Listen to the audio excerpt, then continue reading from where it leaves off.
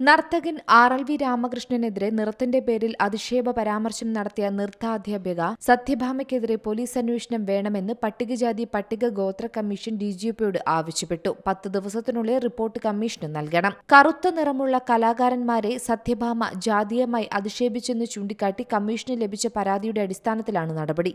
Police റിപ്പോർട്ടിന്റെ അടിസ്ഥാനത്തിൽ നിയമ നടപടികളെടുക്കും. മനുഷ്യാവകാശ കമ്മീഷൻ ഇക്കാര്യത്തിൽ കേസെടുത്തിരുന്നു.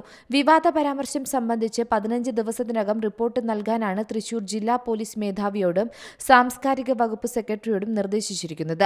നിയമ നടപടികളുമായി മുന്നോട്ടു പോകുമെന്ന് RLV രാമകൃഷ്ണൻ പറഞ്ഞിട്ടുണ്ടെങ്കിലും ഇതുവരെ ആരും പോലീസിൽ പരാതിപ്പെട്ടിട്ടില്ല. സത്യഭാമയുടെ രാഷ്ട്രീയ ബന്ധം സംബന്ധിച്ചും സമൂഹമാധ്യമങ്ങളിൽ വിവാദം മുറുകുകയാണ്.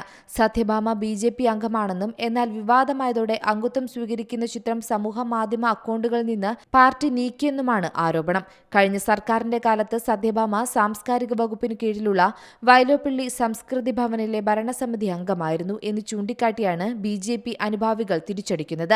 CPM നേതാവായ മുൻ മന്ത്രിയാണ് സംസ്കൃതി ഭവൻ ഭരണസമിതി അംഗമാക്കിയതെന്നാണ് സത്യഭാമ പറഞ്ഞത്. News desk C Malayalam news.